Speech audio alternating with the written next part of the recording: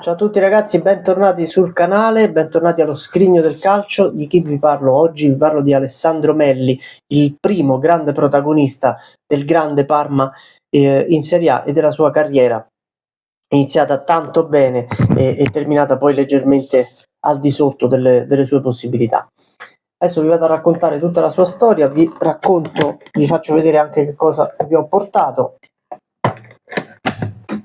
Ungoli sportivo del 1992, vi faccio vedere anche il primo trionfo del grande Parma e poi ho qui il solito enorme, pesantissimo librone della stagione 90-91 che è, vi assicuro, pesantissimo, che faccio una fatica a mostrarvelo. Alessandro Melli è un attaccante, iscrivetevi al canale, mi raccomando, io non ve l'ho detto, ma se state guardando il video e non siete iscritti fatelo. Alessandro Melli è un attaccante, una seconda punta tutto sommato, anche se può giocare anche al centro dell'area, ed è figlio di un attaccante del Parma degli anni 60, quindi questo cognome a Parma già lo conoscono molto bene, ma imparano a conoscerlo soprattutto quando esplode nella squadra giallo-blu, nella squadra emiliana, che conquista la sua prima storica promozione in Serie A al termine del campionato di Serie B 89-90. La promozione aritmetica arriva con il successo nel derby contro la Reggiana per 2-0, in cui Melli segna anche la rete del 2-0, quindi diventa davvero uno degli idoli del tifo emiliano. La stagione 90-91 sappiamo tutti che per il Parma sarà storica, oltre che perché è stata la prima in Serie A, perché una neopromossa è riuscita al suo primo anno in Serie A conquistare l'Europa, la qualificazione alla Coppa UEFA. Il Parma è la grande rivelazione della stagione, farà tantissimi punti, metterà sotto le grandi fino a diventare lei stessa una grande negli anni 90. E Melli è protagonista anche del primo storico gol del Parma in Serie A, Parma-Juventus 1-2, che io adesso vi ho portato, se riesco a sollevare questo libro, il 9 settembre del 1990, Parma-Juventus 1-2, segna su calcio di rigore. Non c'è il rigore di Melli, ma vi faccio vedere comunque la pagina. Eccolo qui, Parma-Juventus 1-2, segna Nicolò Napoli per la Juventus, Roberto Baggio sempre per i bianconeri su calcio di rigore e appunto Melli sempre sul rigore per il Parma. Il Parma inizia a giocare molto bene, inizia come detto a essere una delle grandi rivelazioni del campionato, e Melli è uno dei migliori attaccanti dell'intero campionato. Pensate che nel girone di andata, solo nel girone di andata, metterà a segno 10 gol, tra cui uno bellissimo che adesso vi faccio vedere, cioè non ve lo faccio vedere, ma vi invito ad andarlo a vedere. Vi faccio vedere la pagina di Fiorentina-Parma 2-3, eccola qui. Qui c'è il gol di Melli, che viene definito una chicca, e qui sotto addirittura viene scritto Alessandro Magno. Il gol di Melli è veramente favoloso, un palleggio e una conclusione al volo, un palleggio spalle alla porta e conclusione al volo, è uno dei gol più belli dell'intero campionato, tant'è che il presidente della Fiorentina, Mario Cecchigori, applaudirà la prodezza del giovane attaccante.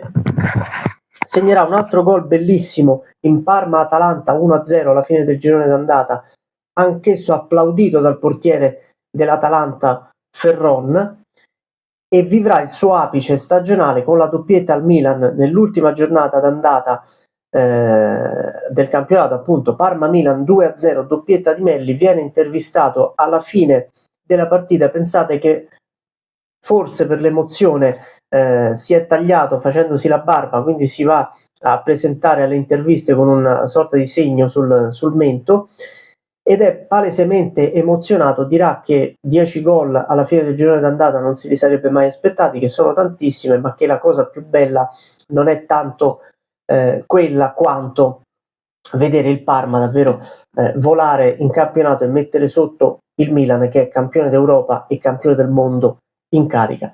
Nel girone di ritorno le cose andranno un po' peggio, non tanto per il Parma, che come detto acquisirà il diritto a partecipare alla Coppa UEFA, quanto per Melli, che segnerà soltanto altri 3 gol, chiuderà a quota 13, comunque un bottino eccellente per la sua prima stagione in Serie A. La stagione successiva, il 91-92, Melli farà meno gol in campionato, tra l'altro inizierà un po' ad essere rimproverato da Nevio Scala, allenatore del Parma, che è un po' un allenatore papà per i giocatori. Gli verrà rimproverato una sorta di un debole per le ragazze. Molto spesso a fine carriera verrà detto, io l'ho letto in più di un'intervista, che se Melli avesse avuto un po' più di testa per il calcio e un po' meno per qualche ragazza di troppo, forse avrebbe avuto una carriera migliore, almeno questo hanno detto di lui. Nel 91-92 però Melli è il grande protagonista della Coppa Italia, perché è il capocannoniere della manifestazione, una manifestazione che il Parma vince. Il Parma mette in bacheca il suo primo trofeo della storia, che è la Coppa Italia. Eccola qua, titolo Scala Reale.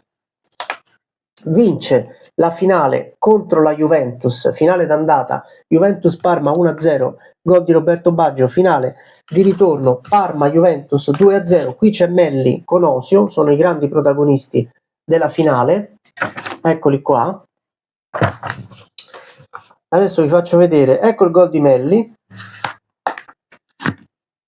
segna l'1-0 di testa, qui il Parma festeggia e qui Melli sigla di testa il gol dell'1-0. Il secondo gol lo farà proprio Marco Osio, il sindaco così soprannominato. Eccolo qui di nuovo Melli, Juventus in maglia gialla, e questo è il tabellino della partita. Parma Juventus 2-0 il 14 maggio del 1992, è una data storica per il Parma, che vince il suo primo trofeo della storia battendo la Juventus per 2-0 nella finale di ritorno. Il Parma si aggiudica la Coppa Italia, il primo trofeo, e Melli è il grande protagonista di quella vittoria.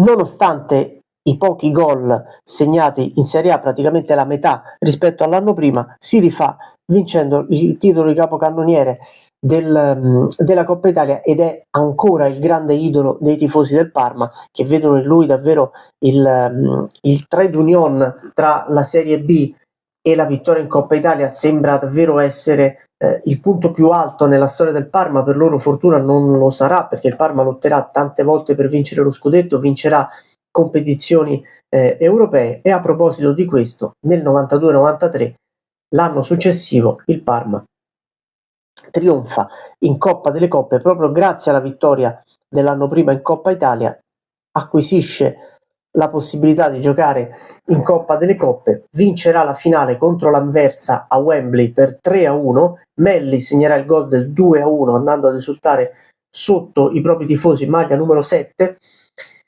e riuscirà anche a riprendersi in campionato, perché sarà un'ottima stagione, ripeterà quasi la stagione d'esordio, segnerà 12 gol, ma soprattutto il Parma si toglierà la grande soddisfazione di vincere la Coppa delle Coppe. Pensate che il Parma al terzo campionato di Serie A riesce a mettere in bacheca Coppa Italia e Coppa delle Coppe, qualcosa che veramente al mondo hanno fatto in pochi, soprattutto partendo dall'essere dei debuttanti assoluti. Nella stagione 93-94 al Parma si sta affermando un altro attaccante come il colombiano Asprilla, oltre a Gianfranco Zola. Gli spazi per Melli si stanno riducendo, i gol sono pochissimi, tant'è che nell'estate del 1994, dopo aver perso anche il treno per USA 94 per la nazionale, Melli finisce alla Sampdoria, dove giocherà poche partite segnando un gol contro il Padova, e finirà poi al Milan nell'ambito dell'operazione che riporterà Ruud Gullit alla Sampdoria. Io vi ho parlato di Ruud Gullit alla Sampdoria, andatevi a ripescare il video che è molto interessante sulle 2 stagioni, anche se poi non complete, dell'olandese alla Sampdoria. Fatto sta che Melli finisce al Milan, va a completare l'attacco, un attacco un po' spuntato nel 94-95, in cui il capocannoniere dei rossoneri sarà Marco Simone con 17 gol, che non era proprio un centravanti di quelli di sfondamento, non ha mai più segnato così tanto in Italia, non aveva mai segnato così tanto neanche prima, e Melli inizia a soffrire di qualche problema fisico di troppo, tant'è che le sue presenze saranno pochissime con la maglia rossonera. Lui esordisce addirittura in un derby Milan-Inter 1-1, gol di Fontolan per l'Inter e di Maldini per il Milan, e sostanzialmente perderà quasi tutta la stagione.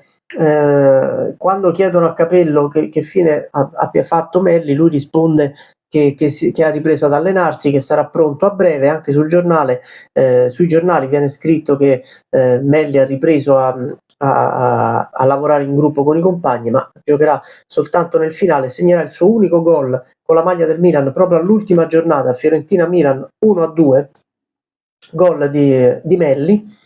E chiuso poi anche dall'arrivo al Milan di Roberto Baggio di UEA, finirà per tornare al Parma, dove avrà però poca gloria. Ormai gli spazi saranno chiusi per lui, anche perché continua a soffrire di qualche acciacco fisico di troppo che non gli permette di allenarsi con continuità. Qualche gol lo farà ancora nelle stagioni 95-96, 96-97 con il Parma, poi finirà al Perugia, dove contribuirà a riportare gli umbri in Serie A. Segnerà altri 2 gol in Serie A, uno nella stagione 98-99 in Perugia-Vicenza all'inizio della stagione, così come all'inizio della stagione 99-2000 con Carlo Mazzone in panchina. Perugia-Cagliari 3-0, segnerà l'ultimo gol della sua carriera in Serie A, poi non segnerà più, finirà all'Ancona, dove chiuderà la carriera segnando 4 gol nella stagione 2000-2001 e finendo in maniera un po' bassa una carriera iniziata con tanti alti, con quei gol nel Parma, le vittorie del Parma. Melli ha vissuto 3 o 4 anni molto importanti, era uno degli attaccanti italiani più considerati in quell'epoca. Poi, per problemi un po' caratteriali e un po' fisici, non ha saputo ripetersi, ha perso il treno del grande calcio, ha disputato comunque una buona carriera, quasi tutta in Serie A, e gli è mancato forse il picco per culminarla con la nazionale, con altri trofei importanti, ma è stato davvero il primo protagonista del grande Parma, e così sarà sempre ricordato. È stato successivamente anche dirigente del Parma, quando il Parma poi è ripartito anche dopo il fallimento, ed è amatissimo ancora oggi dai tifosi emiliani. Per oggi è tutto, vi ricordo di iscrivervi al canale, di seguirci, avete tutte le informazioni nella descrizione del canale, e io vado a studiare qualcos'altro da raccontarvi. Ciao a tutti.